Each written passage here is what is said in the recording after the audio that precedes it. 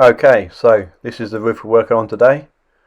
These are not my favourite tiles to work on, to be fair. I quite often find that the moss gets stuck on the back edge of the tiles along here and can be a bit of a pain to get off, but hey ho. So this is a lower down section that we'll tackle after we've done the top section. There's also going to be a bit of some moss that fall from the top down onto this bit, so this is the top section. Again, plenty of moss up there to get off.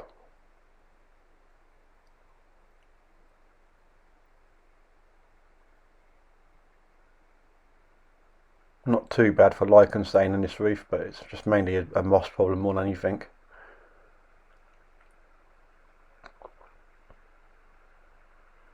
And then this is round the back. This is going to be a bit of an arm breaking job, this one, because as you can see just down there is a conservatory and the neighbours also have a conservatory, so I'm going to have to reach over from this side over this conservatory to reach the roof, so it's going to be a bit of an arm breaking job, I think.